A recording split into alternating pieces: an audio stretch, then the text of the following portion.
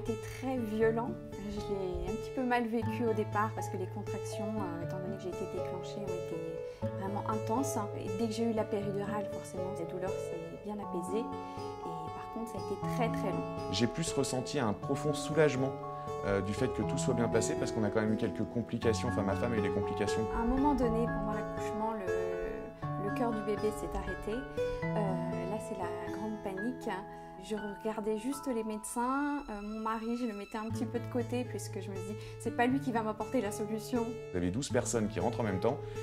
Vous êtes un peu au fond de la pièce et vous regardez ça en vous disant, oh là là, qu'est-ce qui se passe? On est dans l'attente et les minutes sont super longues. Ça a duré très peu de temps et puis finalement ça s'est remis bien, mais c'est quand même un stress supplémentaire.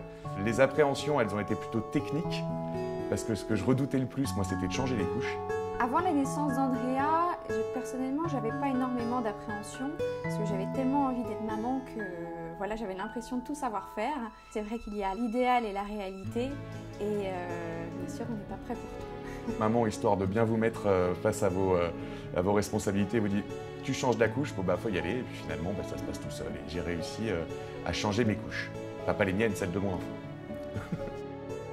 Andrea est un petit bout de chou forcément adorable, mais qui a énormément de mimiques et c'est ce qui est très appréciable chez lui. Il est assez grand, il n'est pas très gros et il a une super petite bouille parce qu'il a une bouille très expressive.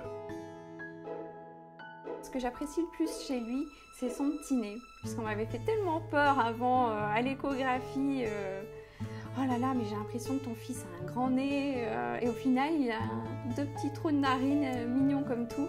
Physiquement, je suis fan de ses pieds. C'est bête, hein, mais j'adore regarder ses pieds. Il a des petits pieds qui sont à la fois petits et à la fois grands.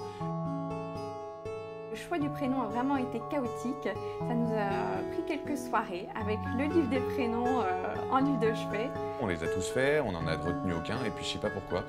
Je crois que c'est venu de moi, j'ai eu un flash sur ce prénom-là et puis ce prénom nous a plu à Sophie et à moi et on a décidé de le garder. C'est pas lui qui a trouvé le prénom, on l'a trouvé tous les deux lorsque j'ai descendu la liste des prénoms.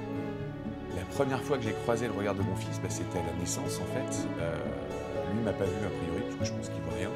C'était magique puisqu'il m'a fixé avec ses deux petites billes rondes pendant plusieurs minutes et c'était très émouvant.